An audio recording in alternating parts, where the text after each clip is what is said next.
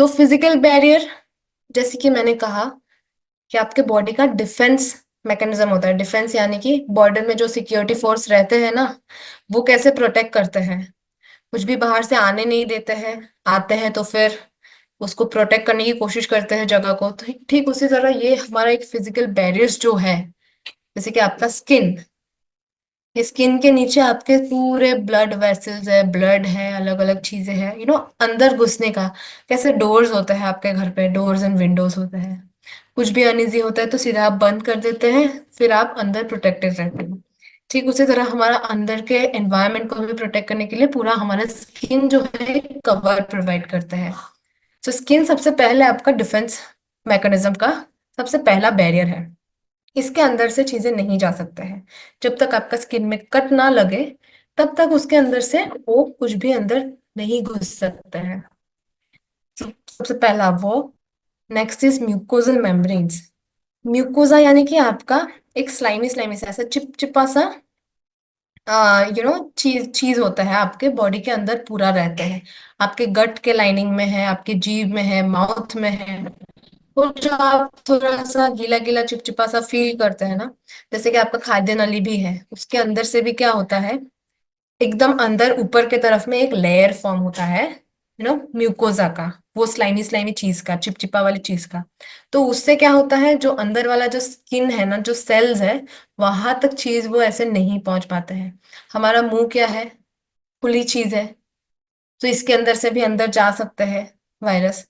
तो पूरा इसलिए हमारे खाद्य नाली में ये चीज है, नाक में है, ईयर्स में है, जहां जहां ओपनिंग है वहां वहां म्यूकोजल मेम्ब्रेन्स प्रेजेंट रहते हैं। नेक्स्ट है सीलिया। सीलिया आपका कुछ नहीं, बाल जैसी चीज होते हैं। जैसे कि आपके नाक के अंदर, आपके कानों में आपका बाल होता है, तो वो भी क्या करते हैं, बाहर के जो अनवांटेड चीजें हैं जो हमारे शरीर के अंदर नहीं चाहिए, उसको वो फिल्टर आउट कर देते हैं। बॉडी के अंदर भी वैसे सीलिया होता है जो आपके अंदर तक नहीं जाने देते, नहीं पहुंचने देते हैं, आपके ब्लड तक नहीं पहुंचने देते। वो सीलिया जो है, वहीं से सारी चीजों को भगा देते हैं।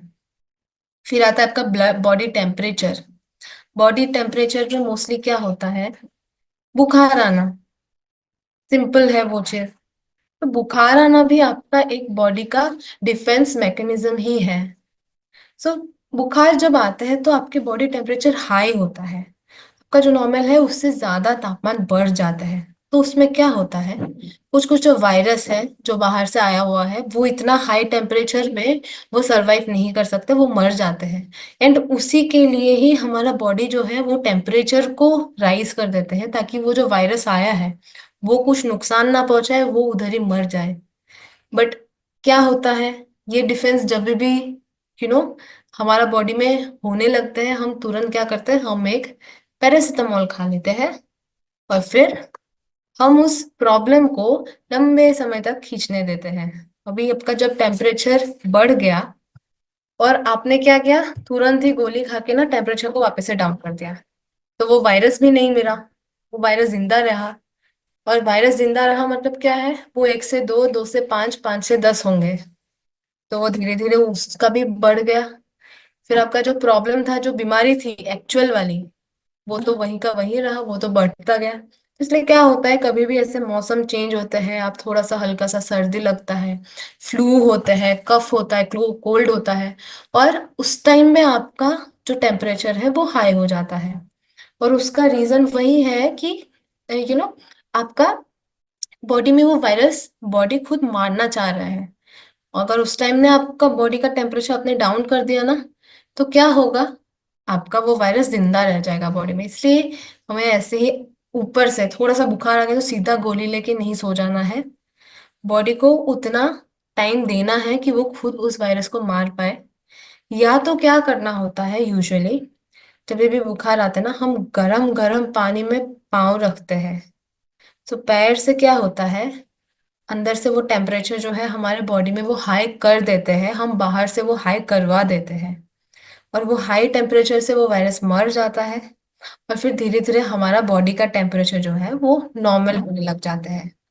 तो इसलिए ऐसे बोलते हैं कि पहले के टाइम में भी पूरा तेल मसाज करता था बॉडी के नीचे के साइड में, पाँव के नीचे के साइड में गर्म पानी से सेक करते हैं, तो इसीलिए ये सब करते थे ताकि वो वायरस मर जाए।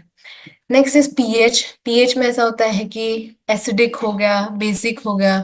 तो एसिड और बेस का जो बैलेंस इधर उधर करने से भी आपका कोई कोई वायरस एसिड में नहीं जी सकता है, कोई कोई ज्यादा बेसिक नेचर में नहीं जी सकते हैं। तो ये पीएच बैलेंस इधर उधर करके भी आपका बॉडी प्रोटेक्ट करता है। नेक्स्ट होता है आपका एडेप्टिव एंड ये इम्यूनिटी होता है।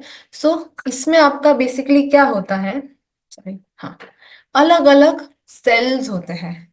न्यूट्रोफिल्स हैं, बेसोफिल, यूसिनोफिल। तो ये सारा जो सेल्स का नाम ना आपको सीबीसी रिपोर्ट में दिखते हैं। न्यूट्रोफिल्स कितना है, बेसोफिल कितना है, डब्ल्यूबीसी कितना है, वो जब आप सीबीसी कराते हैं ना उसमें वो सारा नाम आता है, उसका सेल का काउंट आता है। तो ये सब भी आपका इम्यून सेल्स होते हैं। मैक्रोफेज है, मास्ट सेल्स है, dendritic cell, natural killer cells. फिर आपका एडेप्टिव में आपका आता है T helper cell, cytotoxic cells, आपका बी सेल्स आते हैं, आपका प्लाज्मा सेल्स आते हैं। तो ये सारा भी सेल्स जो है, जैसे कि राजलक्ष्मी मैम ने कहा था कि सेल्स होता है, प्लस सही बात है। तो ये सारा सेल्स जो है वो आपके बॉडी में प्रेजेंट होते हैं। एंड इसके बाद क्या होता है, आपका जो डिफेंस है, ये सेल्स का रहने से आपके बॉडी में वो प्रोटेक्शन वो प्रोवाइड करते रहते हैं। सो इसलिए इसका भी आपका नंबर जो है वो सही रहना बहुत इंपॉर्टेंट है। सो यही चीज यहाँ पे आपका रिपीट है लिखित के तौर पे। फिजिकल बैरियर्स में आप देख सकते हैं कि यही आपका फर्स्ट लाइन ऑफ डिफेंस होता है। फिजिकली आपका स्किन है, म्यूकोजल मेम्ब्रेन है, केमिकल बैरियर जैसे कि स्टमक एसिड है, हमारा सलाइवा जो मुंह में है वो है, बैक्टीरियल प्रोटीन है, इवन स्वेट और टीयर्स, हमारे आंखों के जो टीयर्स है ना, आंसू, उसमें भी पैथोजेंस को डिस्ट्रॉय करने की ताकत रहती है। तो वो आंसू की भी कीमत होती है। तो ये आपका फिजिकल बैरियर्स है। इनेट इम्यूनिटी ये सेकंड लाइन ऑफ डिफेंस है। सो अगर इसको भी पार कर लिया ना, कि हाँ स्किन से भी अंदर होके गए, केमिकल बैरियर से भी नहीं मरा, तो नेक्स्ट जो है सेकंड लाइन डिफेंस में ये रहते हैं। इसमें आपका अलग अलग तरह के, जैसे कि मैंने कहा कि वाइट ब्लड सेल्स, बेजोफेल्स, यूसिनोफिल्स, ये सारा अलग अलग सेल्स रहते हैं, आपके ब्लड में ही रहते हैं। फीवर जो होता है वो इन्हीं से राइज करते हैं, इन्हीं के वजह से होता है। इन्फ्लेमेशन होना, तो ये सारा आपका सेकेंड लाइन ऑफ डिफेंस में आया। एंड अगर इससे भी नहीं मरा तो क्या होता है आपका एडेप्टिव इम्यूनिटी, जो कि थर्ड लाइन ऑफ डिफेंस है। अब इसमें आपके टी सेल्स, बी सेल्स जो है इसको प्रोड्यूस करने में बॉडी मदद करता है। किस तरह से, कि आपने इंजेक्शन ले लिया, आपने उसके रिगार्डिंग कोई एंटीबॉडीज बाहर से लिया है, एंड फिर हमारा वो सेल्स जो है उस वायरस के अगेंस्ट में डेवलप होना। तो ये आपका बिल्कुल थर्ड लाइन ऑफ डिफेंस हो गया। या तो मेमोरीज जो है वो कुछ आपके पहले के टाइम में बचपन में कुछ एक वायरस ने अटैक किया, उसका मेमोरी आपके बॉडी में रह जाना, तो वो एक थर्ड लाइन ऑफ डिफेंस जो है वो क्रिएट होता है। तो इसी तरह से फर्स्ट सेकंड थर्ड, अभी अगर तीनों ही आपका अगर उसमें दिक्कत है कि आपका स्किन से होके गए, आपके स्टमक एसिड प्रॉपरली प्रोड्यूस नहीं हो रहे हैं, म्यूकोजल मेम्ब्रेन्स कम है, तो क्या होगा कि वो इजीली पास ऑन हो जाएगा आपके बॉडी के अंदर। बॉडी के अंदर जाके भी अगर आपके सेल्स की कमी है, कि आपका डब्ल्यूबीसी सेल नहीं है, इन्फ्लेमेशन हो रहा है, फीवर हो रहा है, पर वो डिफेंस मैकेनिज्म वाले सेल्स ही नहीं है, तो क्या है, उससे भी वो पार हो जाता है। फिर आपका थर्ड लाइन आता है, उसमें आपका टी सेल्स, बी सेल्स, ये जो अटैक करते हैं इन्फेक्शन को डायरेक्टली न्यूट्रलाइज करते हैं, वो भी अगर आपके बॉडी में प्रेजेंट ना हो तो आप बिल्कुल बीमार हो जाते हो। लाइक जो सीरियस बीमारी होता है, इम्यून इश्यूज जो होते हैं, वो इसी के वजह से होते हैं कि उनमें कुछ ना कुछ कहीं ना कहीं डिफेंस लाइन में दिक्कत हो। सो ये जो सेल्स है, जो व्हाइट ब्लड सेल्स हो गया, वो फॉर्म कैसे होता है। तो सेल फॉर्मेशन का आपका स्टार्टिंग जो है वो स्टेम सेल से ही होता है। आपका स्टेम सेल्स आपके बोन मैरो में भी रहते हैं। तो ये स्टेम सेल्स से अलग अलग तरह के दो टाइप के सेल्स फॉर्म होते हैं, एक में आपका माइलॉइड स्टेम सेल, एक में लिम्फॉइड। अभी माइलॉइड से आपका तीन टाइप के बनते हैं। एक तो आपके रेड ब्लड सेल्स बनते हैं, जो खून हम बोलते हैं लाल कलर का, तो वो सेल्स इससे बनता है। प्लेटलेट्स बनते हैं, एंड मायोब्लास्ट करके बनते हैं। जिससे आपका योसिनोफिल, न्यूट्रोफिल, बेसोफिल ये सारा बनते हैं। और दूसरे लिम्फोइड जो है उससे आपका टी लिम्फोसाइट, बी लिम्फोसाइट, ये सारा नेचुरल किलर सेल ये सारा बनते हैं। और ये जो 6 टाइप के आप दिख रहे हैं ना, ये ही मिलके मिलाकर के आपका व्हाइट ब्लड सेल जो है ये होता है। सो इसी तरह से आपका डिफेंस सिस्टम बनता है, इसी तरह से आपका इम्यूनिटी जो है वो प्रोड्यूस होते हैं, क्रिएट होते हैं, right. So innate immunity, as I already said, इसमें आपके ये सेल्स रहते हैं। एडेप्टिव इम्यूनिटी में आपका जो अडेप्ट किया है आपने, जो आपके अंदर है नहीं बट आपके अंदर फॉर्म हुआ है, डेवलप हुआ है, उसमें आपका ये सारे सेल्स हैं। जो नेचुरल किलर सेल और टी सेल वो दोनों में कॉमन रहते हैं। सो ये फिर भी इतना सब कुछ रहने के बाद भी किस तरह से आप बीमार क्यों हो जाते हैं? थोड़ा सा आपका मौसम बदल गया, कुछ हो गया, आपको फ्लू हो गया। अभी ये भी चीज इंपॉर्टेंट है, आपका फ्लू जो है, इन्फ्लुएंजा जिसको बोलते हैं, ये इतना फ्रीक्वेंट लोगों में होते क्यों है? So what is exactly flu? Flu जो है काफी कंटेजियस होता है, एक रेस्पिरेटरी इलनेस है। और देखिए आपका पूरा रेस्पिरेटरी सिस्टम में ही ये हमेशा अटैक करता है, राइट। सो ये रेस्पिरेटरी एक वायरस होता है इन्फ्लुएंजा करके। तो ये वायरस आपके क्या होता है, आपके नाक को अटैक करते हैं, गले को अटैक करते हैं और लंग्स को अटैक करते हैं। जैसे क्या होता है, आपका कफ होता है, सर्दी होते हैं, गले में खराशी होते हैं, ये तो कभी कभी आपका पूरा गला एकदम बैठ जाता है, फुल सूजन आ जाता है गले में, टॉन्सिल्स होने लग जाते हैं। तो ये इन्फ्लुएंजा वायरस के वजह से हो सकता है। सो influenza A B C D अलग अलग तरह के वायरस होता है।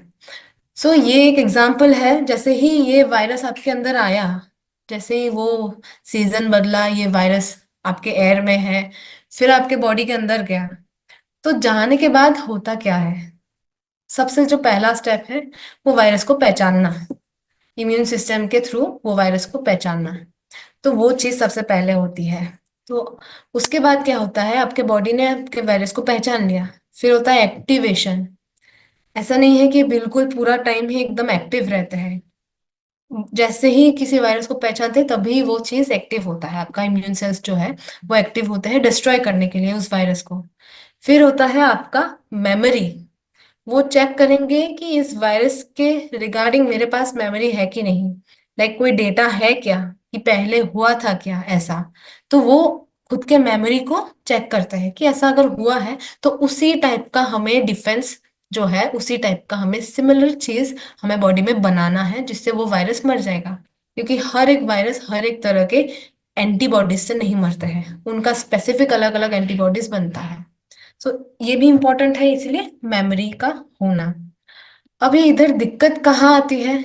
हम ऐसे हमेशा बोलते हैं कि आपका अगर ज्यादा बीमारी हो रहा है दैट मीन्स आपका इम्यून सिस्टम जो है वो वीक है।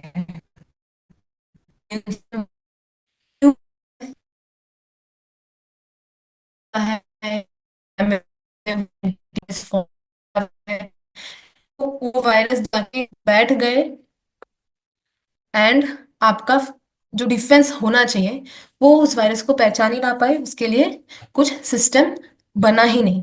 सो ये जब गड़बड़ कहाँ से आता है, ये जो पूरा इम्यूनिटी का जो गड़बड़ होता है, जो अफेक्ट होते हैं, वो सबसे पहले तो स्ट्रेस। जितना आप स्ट्रेस्ड आउट होंगे उतना आपका इम्यून सेल्स जो है बॉडी में कम होता जाता है। Next is your lack of sleep. जितना कम नींद उतना लो इम्यूनिटी। आपका गट वाला इम्यूनिटी से लेके आपके जितने भी अंदर एसिड प्रोड्यूस होना, बॉडी टेम्परेचर हाई करना, सेल्स का क्रिएट होना, एंटीबॉडीज फॉर्म होना, ये सारा कुछ धीमा पड़ जाता है, कम हो जाता है। एक तो होता है स्मोकिंग, नेक्स्ट इज ओबेसिटी या डायबिटीज रहने की वजह से, and last but not least आपके पोर डाइट की वजह से। अगर आपके डाइट में वो सारे न्यूट्रिएंट्स है नहीं जो आपके इम्यून सेल्स को फॉर्म करने में मदद करते हैं, तो फिर आपका इम्यूनिटी वहीं पे लूज हो जाता है, वीक हो जाता है। So to protect yourself it's very important कि आप एक फ्रेश एंड न्यूट्रिशियस मील जो है वो डेली अपने डाइट में कंज्यूम करें। हाइजीन प्रैक्टिसेस को प्रॉपर रखें, हाइड्रेटेड रहे, क्योंकि हाइड्रेशन से भी आपका इम्यूनिटी क्रिएट हो सकता है। जो वो म्यूकस होता है ना, वो म्यूकस फॉर्मेशन भी हाइड्रेशन से ही होता है। So hydration is also very important. Physically active रहना भी इंपॉर्टेंट है। जितना आप मूवमेंट में रहेंगे उतना आपका बॉडी एक्टिव रहता है, उतना आपका इम्यूनिटी भी स्ट्रांग रहता है। वैक्सीनेशन जो हमने बचपन में लिया है, नहीं लिया है, अगर नहीं लिया है तो करना भी इम्पोर्टेंट है। एंड जो आपका सराउंडिंग है उसको भी क्लीन रखना इम्पोर्टेंट है। अलोंग विद दैट, जैसे कि मैंने कहा कि डाइट में प्रॉपर न्यूट्रिएंट्स होना इम्पोर्टेंट है, जिससे आपका इम्यूनिटी स्ट्रांग होता है। सबसे पहले तो वो है आपका nutrient vitamin C. And vitamin C क्या करता है, आपके व्हाइट ब्लड सेल प्रोडक्शन में वो मदद करता है। व्हाइट ब्लड सेल यानी कि वो eosinophil, basophil, neutrophil, natural killer sales, वो जो आपका 6 टाइप का था, टी सेल, बी सेल, तो ये सब जो है इसको व्हाइट ब्लड सेल्स में आता है, और ये जो है ये ज्यादा उसका प्रोडक्शन हो उसमें मदद करता है। सो इसी तरह से वो अपने बॉडी को इम्यूनिटी प्रोवाइड करता है एंड इन्फेक्शंस को फाइट करने में मदद करता है। नेक्स्ट जो है आपका वो विटामिन डी। विटामिन डी क्या करता है, टी सेल, एक जो हमारे सेल्स में से था एडेप्टिव इम्यूनिटी में, उसमें आपका टी सेल्स था। तो टी सेल को एक्टिवेट करना इंपॉर्टेंट है। वो टी सेल्स रहते हैं बट वो हमेशा एक्टिवेट होके नहीं रहते हैं। सो विटामिन डी जो है वो टी सेल्स को एक्टिवेट करता है, जो कि क्या करता है कि डिटेक्ट करते हैं और पैथोजेंस को डिस्ट्रॉय करते हैं। जिंक इंपॉर्टेंट है इम्यून सेल डेवलपमेंट के लिए, आपके सेल ग्रोथ के लिए, इम्यूनिटी सेल्स के फंक्शंस के लिए बहुत इंपॉर्टेंट है। सो जिंक भी उतना ही होना इंपॉर्टेंट है। प्रोटीन, क्योंकि जो एंटीबॉडीज फॉर्म हो रहा है वो प्रोटीन से ही बना हुआ है, इम्यून सेल्स भी उसी से बना हुआ है। सेल्स, इम्यून सेल्स का अगर डैमेज हुआ है तो उसका रिपेयर और रिकवरी के लिए भी आपके प्रोटीन की जरूरत है। So protein is also very important. Antioxidants होना इंपॉर्टेंट है ताकि इम्यून सेल्स जो है वो डिस्ट्रॉय ना हो due to oxidative stress. So found in fruits and vegetables आपके वो इम्यून सेल्स को प्रोटेक्ट करने में मदद करते हैं। प्रोबायोटिक इंपॉर्टेंट है क्योंकि गट हेल्थ सही रहेगा तभी आपका जो large portion of immune cells है ना वो आपके गट में रहते हैं। सो अगर गट हेल्थ सही नहीं है तो आपके इम्यून सेल्स भी सही नहीं होता है, अनहेल्दी होता है। सो हेल्दी माइक्रोबायोम हमेशा एक स्ट्रॉन्गर इम्यूनिटी प्रोवाइड करता है। सो इन सब का आप ले सकते हैं। आप अलग अलग च्यवनप्राश है, वो भी आपका एंटीऑक्सीडेंट रिच है, विटामिन सी है इसमें। एंड बहुत सारे इसमें आपके ऑर्गेनिक हर्बल जड़ी बूटियां हैं। वी ऑल नो कि च्यवनप्राश बहुत इंपॉर्टेंट होता है। जब भी बचपन में क्या होता है, मौसम बदलते हैं तभी मम्मी हमेशा 1 चम्मच च्यवनप्राश खिलाया करते थे, राइट। सो ये भी इसलिए आप ले सकते हैं। देन तुलसी है जो कि एडेप्टोजेनिक प्रॉपर्टीज है इसमें। एंड जितना भी मौसम बदल रहे हैं, कुछ भी हो रहा है, हमारे बॉडी को अडेप्ट कराने में मदद करता है। इम्यून सपोर्ट होता है, एंटीऑक्सीडेंट रिच है ये। सो आप तुलसी ले सकते हैं। All plant protein is always recommended। Vitamin C although available नहीं है but still have a lot of vitamin C from your diet. Diet के थ्रू आप लीजिए। एंड आप डेली भी ले सकते हैं, उसमें आपका जिंक भी आ गया, उसमें आपका विटामिन सी भी रहेगा। So you can take a daily as well.